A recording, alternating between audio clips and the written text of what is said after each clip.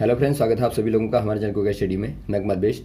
इस वीडियो के माध्यम से दोस्तों आपको यहाँ पर कराऊंगा आर्मी फिजिक्स का दोस्तों पार्ट नंबर 6, यानी यहाँ पर आपको मिलेगा आर्मी टेक्निकल एनए के लिए दोस्तों भौतिक विज्ञान का भाग नंबर 6। इससे पहले दोस्तों आपको 5 भाग कराए जा चुके हैं। यदि आपने 5 भागों को ना देखा हो तो आप ज़रूर देख लें। वहाँ भी दोस्तों आपको महत्वपूर्ण क्वेश्चन मिलेंगे जो बार बार पूछे गए हैं पुराने एग्जाम में। तो आप आराम से दोस्तों सारे क्वेश्चन लगातार तैयार करते रहेंगे और साथ में सारे क्वेश्चन को दोस्तों आप नोट करते रहेंगे ताकि बाद में एग्जाम के पहले आप सारे क्वेश्चनों का रिवीजन कर पाएँ। तो शुरू करते हैं। और शुरू करने के पहले थोड़ी सी एक दरख्वास्त करना चाहेंगे दोस्तों, यदि आपने हमारे चैनल को सब्सक्राइब ना किया हो तो प्लीज़ सब्सक्राइब कर लें और साथ में बेल आइकन को प्रेस करना ना भूलें दोस्तों, ताकि हमारी वीडियोस के नोटिफिकेशन आपको प्रथम प्राप्त हो सके। तो देखिए शुरू करते हैं क्वेश्चनों को। पहला क्वेश्चन दोस्तों आपको दिखाई देता है, जब प्रकाश किसी छिद्र से गुजरता है तो किनारों से मुड़ जाता है, यह घटना कहलाती है। यानी आपको बताना है दोस्तों, while passing over an obstacle a light रे slightly bent round the corners. तो आपको बताना है द फिनोमेना इज कॉल्ड। दोस्तों यहाँ पर देखिए, जब आपने देखा होगा लाइट रे आती है, माना यहाँ पर कोई ऑब्स्टिकल है या फिर आप कहें दोस्तों कोई छिद्र है, तो यहाँ पर आप देखते हैं प्रकाश क्या करता है दोस्तों, थोड़ा सा बाइंड होकर गुजरता है, यानी कि यहाँ से थोड़ा सा मुड़ जाता है किनारों से और बाद में आगे को फैल जाता है। तो ये जो बाइंड होना होता है दोस्तों लाइट का, जो लाइट बाइंड होती है, तो ये कौन सी वाली प्रॉपर्टी कहलाती है लाइट की, आपको बताना है। स्कैटरिंग ऑफ लाइट या पोलराइजेशन ऑफ लाइट या डिफ्रैक्शन ऑफ लाइट या रिफ्रैक्शन ऑफ लाइट। ये दोस्तों कहलाती है डिफ्रैक्शन ऑफ लाइट, यानी कि दोस्तों प्रकाश का डिफ्रैक्शन मतलब विवर्तन कहलाता है। तो ऑप्शन नंबर हो जाएगा सी वाला, डिफ्रैक्शन ऑफ लाइट। यदि आप बात करें दोस्तों स्कैटरिंग, ये आपको मालूम होगा जब किसी मीडियम में प्रकाश क्या करता है दोस्तों, डिस्पर्स हो जाता है या फिर आप कहें दोस्तों फैल जाता है, तो उसी को आप कहते हैं स्कैटरिंग ऑफ लाइट। वैसे आप देखें दोस्तों पोलराइजेशन, यदि आप देखें यानी कि ध्रुवण को देखें, आप जानते होंगे जो लाइट होती है दोस्तों, जो लाइट वेव होती है, लाइट वेव एक प्रकार की क्या होती है दोस्तों, ट्रांसवर्स वेव होती है, यानी एक प्रकार से अनुप्रस्थ तरंग होती है। और इनका जो प्रोपेगेशन होता है, यानी एक प्रकार से चलती हैं, जिस प्रकार से ये दोस्तों एक प्रकार से ओरिएंटेट करती हैं चारों ओर, यानी इस प्रकार से घूमती हुई आती हैं। यदि आपको दोस्तों लाइट केवल वन डायरेक्शन में चाहिए तो आप यहाँ पे क्या करते हैं, कोई दोस्तों यहाँ पे दोस्तों कोई इंस्ट्रूमेंट लेते हैं आप एग्जाम्पल के तौर पर ले सकते हैं पोलरॉइड को। तो ये क्या करता है दोस्तों, लाइट को केवल वन डायरेक्शन में दोस्तों बना देता है, केवल आपको एक ही डायरेक्शन की लाइट यहाँ पर प्राप्त होती है। तो इसी को कहते हैं दोस्तों आप लाइट का ध्रुवीकरण, या फिर आप कहें दोस्तों पोलराइजेशन ऑफ लाइट। वैसे आप बात करें रिफ्लेक्शन की, रिफ्लेक्शन आप जानते हैं दोस्तों, जब प्रकाश एक मीडियम से, माना पहला मीडियम एयर है, सेकंड वाला मीडियम आपका मान लीजिए वाटर है, तो एक मीडियम से दोस्तों दूसरे मीडियम में जाता है, तो इसी को आप क्या बोलते हैं दोस्तों, आप बोलते हैं प्रकाश का रिफ्रैक्शन, या फिर आप कहें दोस्तों प्रकाश का अपवर्तन। तो यहाँ पर आपको सारी घटनाएं पता होनी चाहिए। तो यहाँ पर ऑप्शन नंबर कौन सा हो जाएगा, ऑप्शन नंबर सी वाला हो जाएगा। अगला क्वेश्चन देखिए दोस्तों, निम्न में से किसका रेडियो उत्सर्जन परमाणु द्रव्यमान व संख्या को बदलेगा। यानी आपको बताना है radioactive emission of which particle change atomic mass as well as atomic number. यानी कि यहाँ पर आपको बताना है दोस्तों, माना आपके पास में कोई ऑब्जेक्ट है या फिर आपके दोस्तों कोई एलिमेंट है आपके पास में। एलिमेंट कैसा है दोस्तों, ये आपका रेडियो एक्टिव है। रेडियो एक्टिव कहने का मतलब है इसका दोस्तों रेडियो एक्टिव डिसइंटीग्रेशन होता है, या फिर आप कहें दोस्तों डीके होता है, यानी इसका क्षय होता है लगातार। और यहाँ से दोस्तों जो रेज निकलेंगे उनको आप क्या कहते हैं, अल्फा बीटा गामा। तो इनमें से कौन से वाले रेज के निकलने से दोस्तों, कौन से वाले पार्टिकल के निकलने से एटॉमिक मास और एटॉमिक नंबर दोनों ही बदल जाएंगे।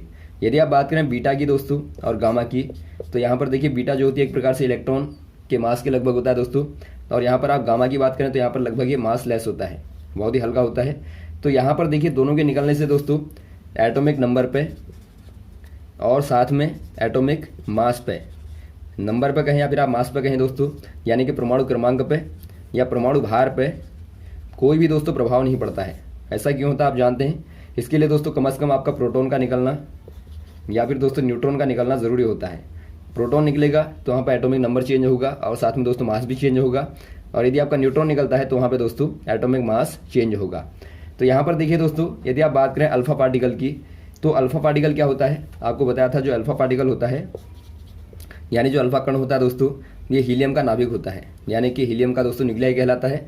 यानी यहाँ पे दोस्तों 2 प्रोटॉन और 2 न्यूट्रॉन होते हैं।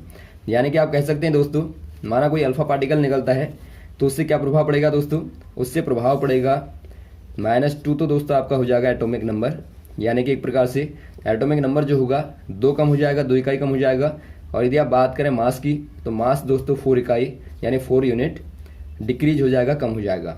यानी एटॉमिक मास को दोस्तों 4 इकाई कम कर देगा और एटॉमिक नंबर को 2 इकाई। यानी आप कह देंगे अल्फा पार्टिकल के निकलने से दोस्तों एटॉमिक मास और नंबर चेंज हो जाएगा। ऑप्शन नंबर सी वाला। अगला क्वेश्चन देखिए दोस्तों, एक कुली के सिर पर 12 किलोग्राम का भार है, किया गया कार्य क्या होगा। यानी आपको बताना है work done in case of coolie standing with a load of 12 kilogram on his head. दोस्तों यहाँ पर देखिए कोई कुली है दोस्तों, उसके सर पे भार है 12 किलोग्राम का, यहाँ पर भार है। तो आपको बताना है दोस्तों इसके द्वारा वर्क डन क्या होगा, यानी कि कार्य क्या होगा। यदि आप बात करें दोस्तों वर्क की, तो वर्क बराबर क्या होता है, फोर्स इंटू डिस्प्लेसमेंट होता है, या फिर आप कहें डिस्प्लेसमेंट इंटू फोर्स होता है, यानी कि दोस्तों विस्थापन गुणा बल होता है। अब यहाँ पर देखिए आप देखते हैं दोस्तों कुली चूंकि एक जगह पर खड़ा है खाली, और यहाँ पर आप देखते हैं विस्थापन जो होगा यानी डिस्प्लेसमेंट जो होगा दोस्तों, डिस्प्लेसमेंट क्या होगा दोस्तों, ये 0 हो जाएगा, और विस्थापन 0 होगा तो कार्य भी क्या हो जाएगा, 0 गुणा बल बराबर 0। यानी यहाँ पर कोई भी कार्य नहीं होगा। तो ऑप्शन नंबर आप कह देंगे दोस्तों आपका सी वाला, 0 वर्क होगा यानी शून्य कार्य होगा। अगला क्वेश्चन देखिए दोस्तों, यदि किसी स्प्रिंग का बल नियतांक K है, यदि इसे n बराबर भागों में बांट दिया जाता है तो प्रत्येक स्प्रिंग खंड का बल नियतांक क्या होगा। यानी आपको बताना है दोस्तों what will be the spring constant of each part if the spring of force constant K is divided into n equal parts. दोस्तों यहाँ पर देखिए आपके पास में कोई स्प्रिंग है, इस प्रकार की है दोस्तों। यहाँ पर आप देखते हैं दोस्तों हमेशा एक स्प्रिंग क्या करती है, ये दोस्तों हमेशा ही बल लगाती है अंदर की ओर। आपने देखा होगा अंदर यदि आप यहाँ पर छोड़ दें तो अंदर की ओर भाग के आएगी। यानी एक प्रकार से जो बल होता है दोस्तों F बराबर जो होता है -kx होता है, जहाँ पर x क्या है दोस्तों, ये आपका एक्सटेंशन होती है, एक्सटेंशन यानी कि एक प्रकार से दोस्तों जो खिंचाव होता है, तो एक खिंचाव दोस्तों होता है x, और k जो होता है दोस्तों यहाँ पे k बराबर आपका फोर्स कांस्टेंट होता है।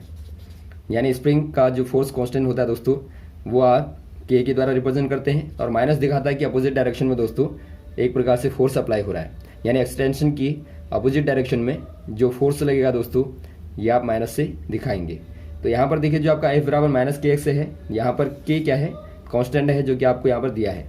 तो यदि आप दोस्तों इसके पार्ट कर दें n पार्ट, यानी आपने n पार्टों पर तोड़ दिया, तो यहाँ पर जो छोटे छोटे टुकड़े होंगे दोस्तों यानी छोटी छोटी पीसेज होंगी, तो आपको बताना इनका जो फोर्स कांस्टेंट होगा वो क्या होगा। इनका जो फोर्स कांस्टेंट होता है दोस्तों पहले के मुकाबले यदि आप n पार्ट कर दें, तो देखिए माना पहले आपका दोस्तों k था और बाद में यहाँ पे k डैश हो गया, तो k डैश बट्टा n बराबर दोस्तों k होता है। यानी एक प्रकार से आप कहते हैं जो स्मॉल वाला k था यानी k डैश जो आपका बाद वाला था वो आपका n k के बराबर हो जाता है। यानी यहाँ पर आप यदि निकालेंगे दोस्तों, यदि आप यहाँ पर f को निकालते हैं तो ये होगा दोस्तों पहले की तुलना में n k x और माइनस लगा देंगे, यानी पहले से दोस्तों आपका n गुना हो जाएगा यानी n k हो जाएगा। तो ऑप्शन नंबर कौन सा दिखता है दोस्तों, आपको सी वाला दिखता है, तो n k हो जाएगा। यहाँ पर आप ध्यान देंगे दोस्तों आपको k अपॉन n नहीं करना है, बल्कि दोस्तों आपको n k करना है, क्योंकि यहाँ पर देखिए k का मतलब ये है, n का मतलब है कि पहले दोस्तों आपका माना स्प्रिंग लंबी थी, तो यहाँ पर जो फोर्स लग रहा था वो दोस्तों आपका k x लग रहा था, लेकिन अब चूंकि दोस्तों यहाँ पे छोटा कर दिया आपने, तो यहाँ पे छोटा करते ही क्या होता है दोस्तों, यहाँ पे जो एक्सटेंशन होगा वो पहले की तुलना में बहुत कम होगा। यानी एक प्रकार से आपको इतना ज़्यादा बल लगाना पड़ेगा ताकि आप उसे दोस्तों खींच पाएँ। यानी उसके बराबर आपको खींचना है तो आपको 4 गुना ज़्यादा बल लगाना पड़ेगा। यदि आप 4 टुकड़े करते हैं, यदि आप 2 करते हैं दोस्तों आपको 2 गुना ज़्यादा बल लगाना पड़ेगा, या फिर आप n टुकड़े करते हैं तो वहाँ पर आपको n टाइम ज़्यादा फोर्स अप्लाई करना पड़ेगा। अगला क्वेश्चन देखिए दोस्तों, किसी तरंग की आवृत्ति v तथा कोणीय आवृत्ति ओमेगा में संबंध होगा। यानी आपको बताना है what is the relation between frequency v and angular frequency omega. दोस्तों यहाँ पर देखिए पहले आप समझेंगे जो फ्रीक्वेंसी होती है यानी कि जो आवृत्ति होती है क्या होती है दोस्तों, आवृत्ति होती है दोस्तों नंबर्स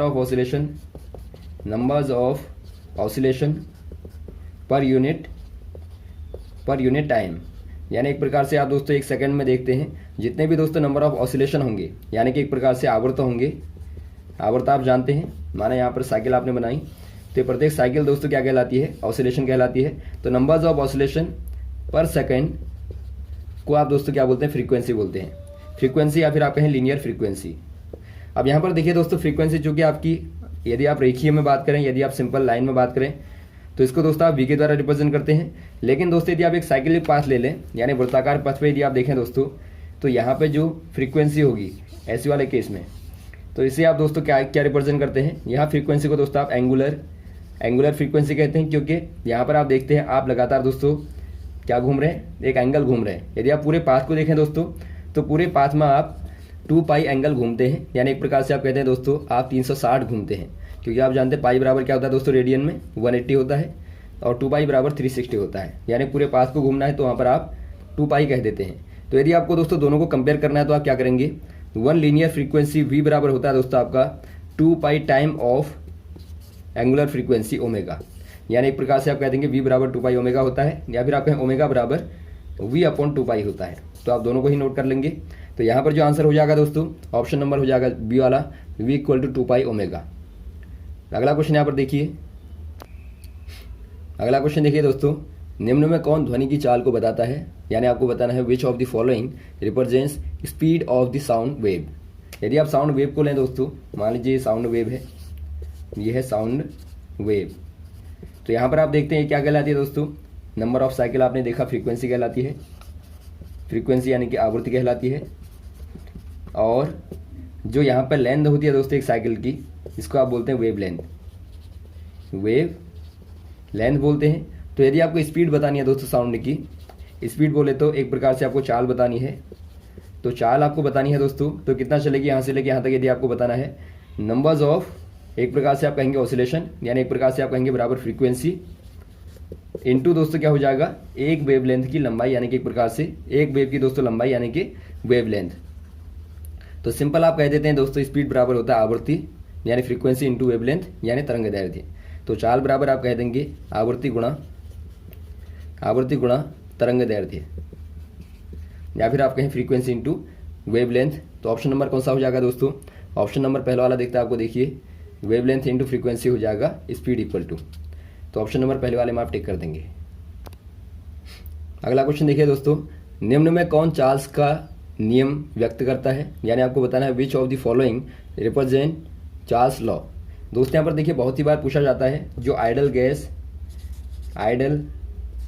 गैस के दोस्तों लॉज होते हैं, यानी कि एक प्रकार से आप कहते हैं इनको दोस्तों आदर्श गैस के लिए दोस्तों नियम जो होते हैं, आदर्श गैस के जो नियम होते हैं, इनमें दोस्तों मेनली आपका होता है बॉयल का लॉ आता है। यदि बॉयल्स लॉ देखें दोस्तों आप, तो ये क्या कहता है, एट कांस्टेंट टेम्परेचर, यानी कि टी बराबर क्या कर देंगे दोस्तों आप कांस्टेंट, यानी कि आपको पूरी गैस में जो टेम्परेचर होगा, जो तापमान होगा, ताप को क्या करना है दोस्तों नियत रखना है, यानी इसको बदलना नहीं है, ये आपका समान रहेगा, जो शुरू में था वही आपका अंत में रहेगा।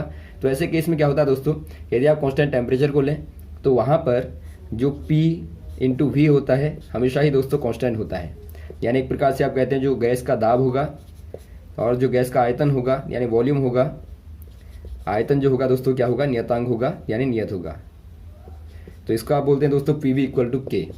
तो पहला दोस्तों आपका है बॉयल का नियम। यदि आप बात करें सेकंड वाला यहाँ पर जो आपको पूछा गया है चार्ल्स का नियम, तो चार्ल्स का नियम क्या कहता है, देखिए चार्ल्स लॉ कहता है दोस्तों, यदि आप यहाँ पर कांस्टेंट कर दें प्रेशर को, यानी कि आपने दाब को दोस्तों कांस्टेंट कर दिया यानी नियत कर दिया, तो आपने दाब को नियत कर दिया, तो ऐसे केस में जो वॉल्यूम अपॉन टेम्परेचर होता है हमेशा ही दोस्तों क्या रहता है, कांस्टेंट रहता है, यानी एक प्रकार से आप कहते हैं जो आयतन बट्टा ताप होता है दोस्तों हमेशा ही नियतांक रहता है। यानी आप V1 अपॉन T1 लेंगे तो बराबर होगा V2 अपॉन T2 बराबर होगा V3 अपॉन T3, यानी किसी भी दोस्तों आप वॉल्यूम और तापमान पर लेंगे, दोनों का अनुपात क्या होगा, इनका अनुपात दोस्तों क्या होगा, समानुपात में होगा, यानी एक प्रकार से नियत होगा, बशर्ते वहाँ पर दोस्तों आपका जो दाब है समान होना चाहिए। तो ये कहता है चार्ल्स लॉ। तो ऑप्शन नंबर कौन सा दिखता है आपको दोस्तों, आपको ऑप्शन नंबर बी वाला दिखता है, आयतन बट्टे ताप बराबर नियतांक, या फिर आपका वॉल्यूम अपॉन टेम्परेचर बराबर कांस्टेंट। अब बात करें दोस्तों, यदि आपका एवोगैड्रो लॉ होता है, एक बार पूछा जाता है, गैस का आइडल गैस का ही लॉ है एवोगैड्रो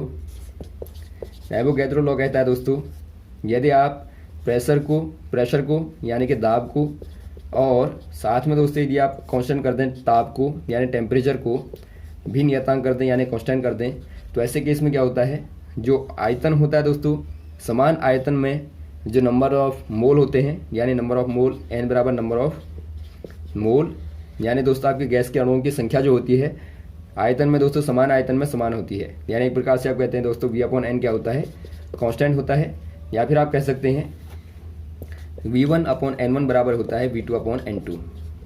तो ये दोस्तों कहता है एवोगैड्रो लॉ, जो कि आपका प्रेशर और टेम्परेचर का कांस्टेंट होने पर डिपेंड करता है, यानी दोनों का आपको नियत रखना है। तो यहाँ पर दोस्तों आपकी 3 लॉ बार बार पूछे जाते हैं गैस के आधार पे, तो इनको आप याद रखेंगे। तो यहाँ आंसर आपका हो जाएगा ऑप्शन नंबर बी वाला।